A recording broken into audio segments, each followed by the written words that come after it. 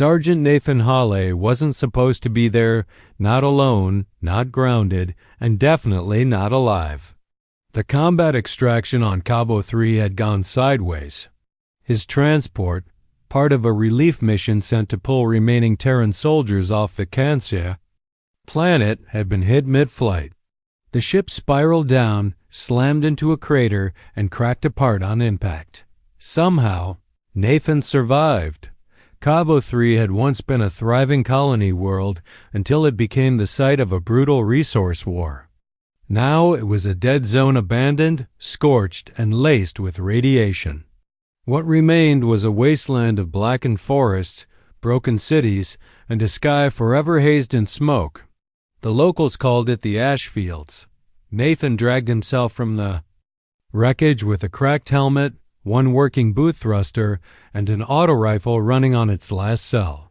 He should have stayed put and waited for another pickup, but something pulled at him. A signal dot. It was faint, buried under layers of static and atmospheric interference, but it was there. A distress beacon. Outdated, weak, and on repeat. It didn't come from a Terran source. That made it worse, because no one was coming for them. But Nathan couldn't ignore it. He trekked across the gray plains for miles, stepping over skeletal remains of alien creatures, collapsed defense drones, and rusted out tanks. The signal led him to what had once been an underground shelter likely Zilari made, judging by the smooth curves of the entrance hatch and its half-collapsed support struts. The entry door was warped, partially buried beneath rubble. With effort, he pried it open and climbed inside. What greeted him was silence, and the smell: metal, decay, old fire. The hallway was narrow and dark, lit only by the weak glow of his helmet light. He moved slowly, weapon ready. His boots crunched glass and broken tools as he moved deeper. The signal was louder now, and so were the sounds of life. Breathing. A tiny cough. He reached a storage chamber. Inside, a woman crouched behind an overturned crate, clutching something tightly in her arms. Her skin glowed faint blue, patterned in bioluminescent spirals. Zilari. Beside her, a small girl, no more than 5 human years in size, hid in her mother's embrace. The woman flinched, raising a weak-looking plasma knife.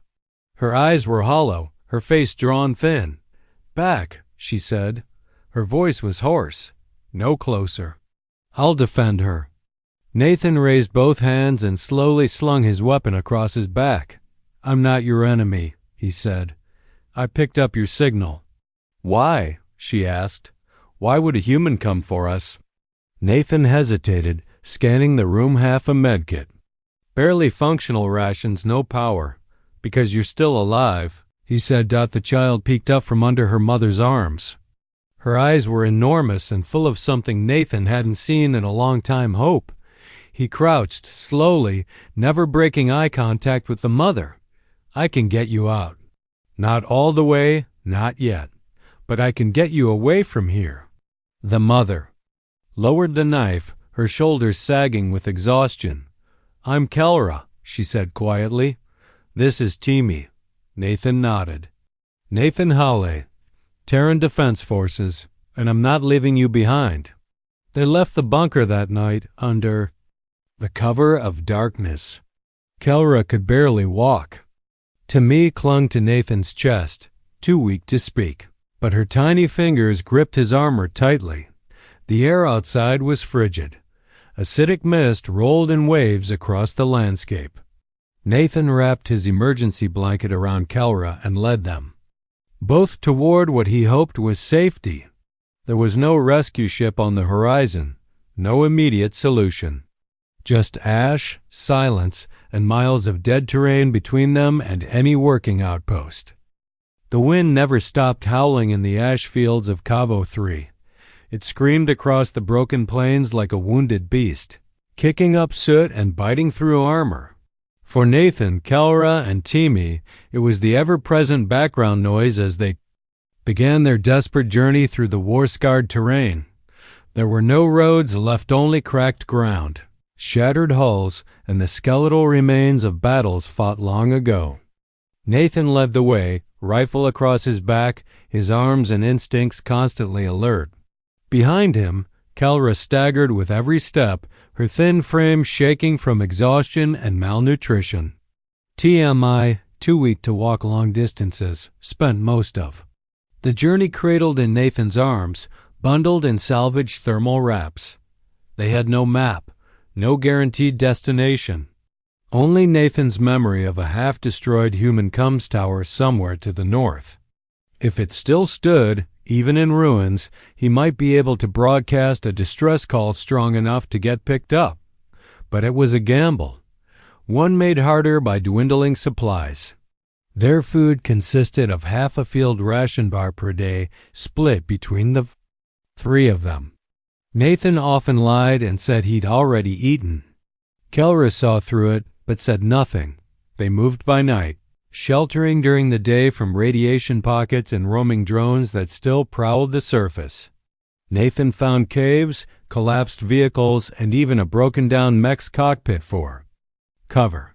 Each night, he tended to Kelra's blisters and wrapped Timmy in his jacket. His own injuries he left for last. Kelra remained distant at first. She walked a few paces behind him, eyes never quite trusting. And yet, slowly, that changed. It began with silence broken by small things. A question about Earth's sun, a comment about Timmy's favorite food before the war. Then one night, Kelra noticed Nathan staring at a faded photograph of a woman and child in a cracked locket. "Your family?" she asked. Nathan nodded, closing the locket gently. "Was?" Kelra didn't ask more. She didn't need to. By the fifth night, their rhythm had begun to feel like something more than just survival. Timmy giggled when Nathan told her stories, strange human fables about foxes and fireflies, or tales of ancient astronauts. She especially liked the one about a lonely robot who found a flower in space. "She thinks you're funny," Kelra said, her lips twitching in the hint of a smile. "I'll take that as a compliment," Nathan replied, surprised by the softness in his own voice. But not everything softened. Kelra's cough worsened. At first, she tried to hide it, muffling the sound into her sleeve. But Nathan noticed the way she slowed down, how her breath grew shorter with each day. The symptoms were clear: radiation sickness. Exposure from staying too long in that bunker, mixed with long days and toxic winds, was catching up to her. One night, when she collapsed beside their makeshift fire pit, Nathan rushed to her side. Her skin, once a soft blue glow, was now pale and patchy. "You need rest," he said firmly. "We don't have time," Kelra replied, trying to sit up. "I didn't ask," he said, lifting her onto a thermal pad. "You rest. I'll carry Tommy." Kelra watched him as he tucked the child in and turned to stand guard. Her voice came, fragile and thin. "Why are you doing this? We're not your people. We're not your war." Nathan stared into the dark. "Because I've seen what happens when people stop caring. When they let fear decide who's worth saving." He turned to face her. "I'm not leaving you behind. Either of you." Kelra didn't answer. But that night, for the first time, she allowed herself to sleep soundly beside him. By the end of that week, they were more than strangers. Still not quite family, but something in between. A soldier, an alien mother, and her child bound not by blood or species, but by circumstance, pain, and the shared will to keep going. And Nathan, a man who'd once thought he had nothing left to protect, found himself walking not just to survive, but to save to keep his promise.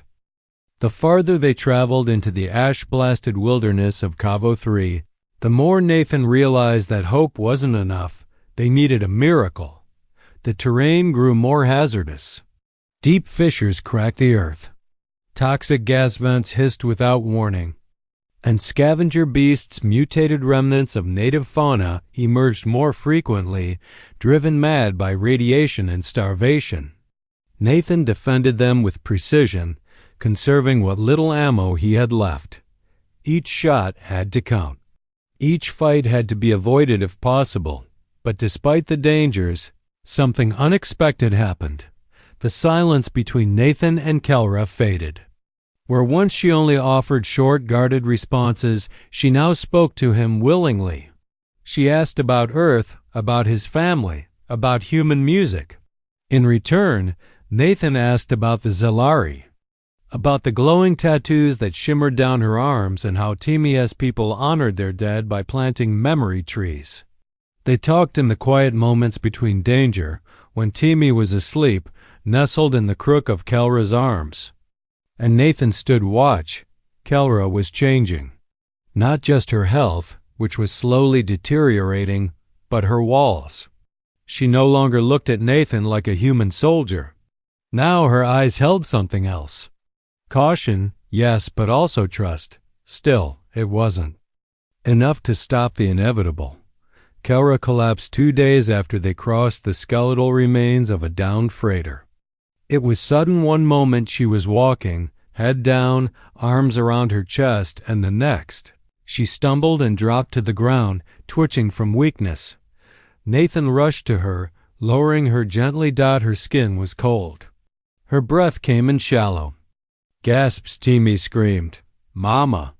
Nathan knelt, scanning Kelra with his medband. The results flashed: red advanced cellular degradation, likely from radiation poisoning. He cursed under his breath and activated every emergency protocol in his suit. But deep down, he knew she wouldn't survive much longer unless they reached medical treatment soon. Kelra's eyes fluttered open. Her voice was barely a whisper. I can't. Keep going. Leave me. Take her. No, Nathan said, fierce and certain. I'm not leaving anyone. He pulled Timi to his chest, tears streaking her cheeks, and slung Kelra onto his back. It was awkward. His pack had to be dropped, but his armor reinforced his spine and legs. It would hold. It had to. From that moment on, he carried both. Days blurred together in a haze of exhaustion. Nathan walked from sunrise to sunset with Kelra strapped to his back, unconscious more often than not, and Timi holding tightly to his neck. He stopped only to rest and to give Kelra water. Tammy was quiet now, as if even her young heart understood the gravity of what was happening. During the second night of carrying them both, Nathan found a ruined observation tower. Inside, he discovered a broken comms unit buried beneath dust and spidered glass. He sat Kelra gently against a wall, wrapped Timi in a blanket, and got to work. He spent hours bypassing damaged circuits, redirecting power from his own armor to get the signal boost he needed. Sparks flew. Once, the unit shorted and burned his hand, but he didn't stop. Finally, a weak blue light blinked. The unit hummed. Nathan input the emergency Terran distress codes. Sergeant Hale, Terran Forces. He spoke into the static. I have 2 non-combatants, alien civilians, when critically ill. Requesting immediate extraction from Cavo 3, Grid Alpha 12. Please respond. No answer. He repeated the message, again and again, until his voice cracked. Then he slumped. Beside Kelra, drained and trembling. A small hand touched his arm. Timi. She looked at him, her wide eyes full of something more powerful than fear. Belief. You're going to save us, she whispered. Nathan stared at her. In that moment, he realized the truth. He wasn't just carrying them to safety anymore. He wasn't just a soldier, finishing a mission. He had become something else. To Timi, he was her protector, her shelter, her anchor in a world gone mad. The nights on Cavo 3 were colder now. Whether it was the altitude, the proximity to old impact sites, or Nathan's failing strength, he couldn't tell. All he knew was this: he was running out of time. Kelra's condition had worsened. She drifted in and out of consciousness, barely able to drink water or hold her daughter's hand. Her once vibrant skin, marked by glowing bioluminescent swirls, had dulled to a pale, fading shimmer. The sickness was deep now, gnawing at her life. Nathan carried her as gently as possible, cradling her like porcelain as he moved forward toward the only chance they had left, the communications tower. Crumbling spire he remembered seeing from a mission briefing months ago, long before the war here spiraled out of control. It had once been part of a remote weather relay system, a link in the chain that coordinated orbital satellites. If any part of its transmission dish still functioned, he could bounce a signal high enough to get noticed. The tower came into view just before dawn. Jagged, leaning, and covered in ash, it looked more like a monument to failure than hope, but Nathan didn't hesitate. He secured Kelra under a slab of collapsed alloy and wrapped her in every insulating material he had. He then lifted Timmy onto his back and began climbing. Hand over hand, rung by rung. Each step burned. He hadn't eaten in 2 days. His suit was cracked, torn, and useless as armor now. His fingers bled as they gripped metal too hot from residual energy discharge. But he climbed anyway, because he had to. At the top, the main relay was damaged half. Its dish snapped, solar panels dead. But a secondary system remained intact. Barely. Nathan opened a panel and jury-rigged a power supply from his own emergency reactor core. It took every ounce of skill, every hacked protocol and emergency override he could recall from years of field experience. When the unit finally flickered to life, Nathan didn't cheer. He just leaned in and began transmitting. "This is Sergeant Nathan Hawley, Terran Defense Forces. Priority Code 9. I have 2 survivors, 1 adult female Zalari, 1 child. Request immediate evac. Coordinates attached. Medical emergency. Repeat medical emergency." He repeated the message for over an hour. Static answered each time. His voice cracked, but he kept going. Timmy sat behind him, huddled in his jacket, shivering. Finally, on the 6th loop of the transmission, the speaker sparked and crackled. "Copy that, Sergeant Hawley. Frigate Solace Dawn responding. Confirm coordinates. Evac en route, ETA 2 hours." Nathan exhaled like a man lifting a mountain off his shoulders. He slid down the tower faster than was wise, stumbling at the bottom and scraping his arm, but he didn't care. He rushed to Kelra and knelt beside her. She opened her eyes weakly. "You did it?" she whispered. Nathan nodded. "They're coming." A tear slipped down her cheek, shimmering in the way only Zalari tears could. "I didn't think anyone would come." Nathan gently took her hand. "They're coming because of you," he said. "You stayed alive. You protected Timmy. You gave the signal." She smiled faintly. "But you carried us." He didn't respond. He just squeezed her hand tighter. 2 hours later, a shuttle descended through the toxic clouds, kicking up dust and flame. Medics rushed out. Kelra was placed on life support within seconds. Tammy resisted being pulled from Nathan's arms until a medic gently told her, "He's coming too." They were safe. On board the Solace Dawn, the atmosphere was sterile but filled with warmth. The crew had heard the distress call, and whispers of Nathan's ordeal spread fast. He was hailed as a hero. He didn't feel like one, while Kelra was. Rushed to the medical bay, Nathan stayed with Timmy.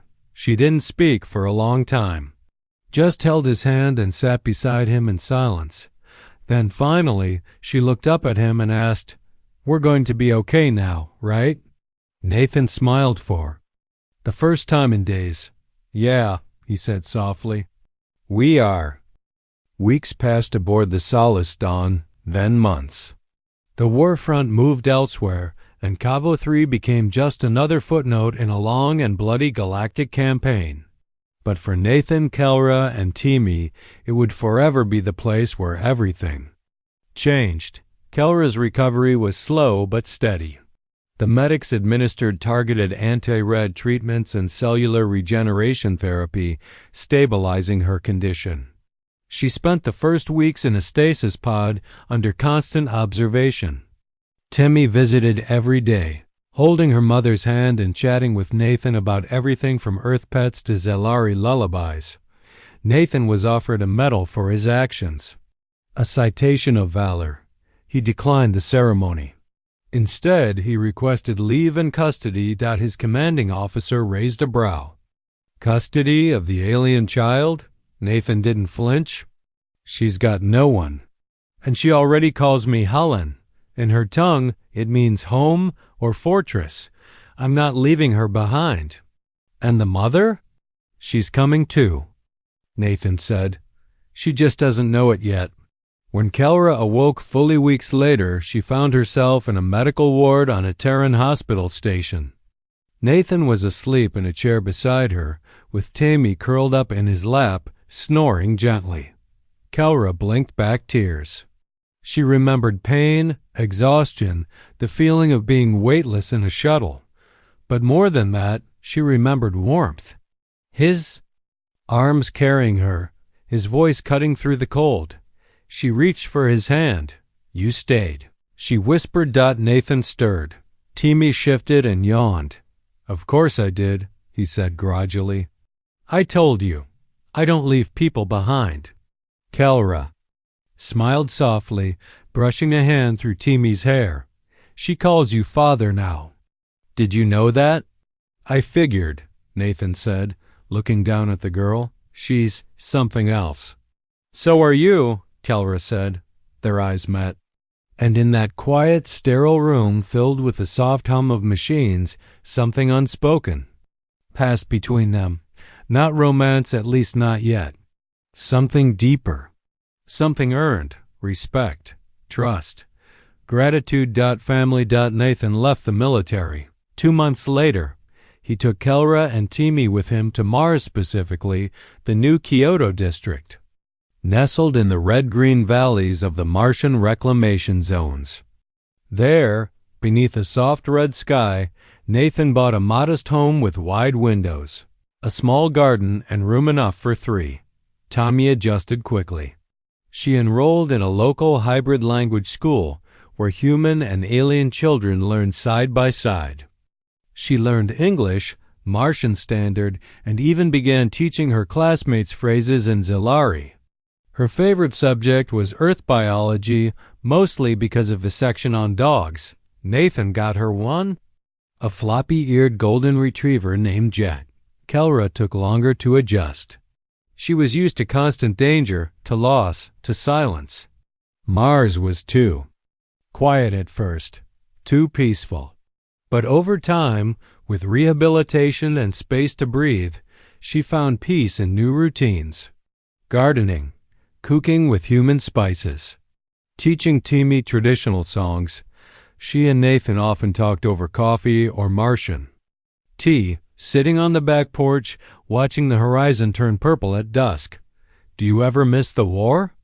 Kelra asked one evening. Nathan shook his head. I miss the purpose, the clarity. But I found something better. What's that? He gestured inside, where Timmy was drawing stars on the wall with a light pen. This, he said. You. Her. This is the only fight that matters now. Kelra's expression softened. She calls you Daddy Helen now. It's not just her nickname anymore, Nathan chuckled. Is that your way of asking me to stay? Kelra looked at him serious, calm. I think you already have. Later that year, a Martian council registered their household officially as a unified family unit, a legal designation for multi-species families. Nathan, Kelra, and Timmy all signed it together. When Timmy's teacher asked her to draw her family, she sketched a tall human with a scar across his cheek, a glowing blue-skinned woman with vines in her hair, and a little girl with a dog. Above it, she wrote in both Terran and Zelari, Family is not who you're born to, it's who holds you when everything else is gone. And in a way, she was right. Nathan Hawley wasn't their blood. He was their strength, their shield.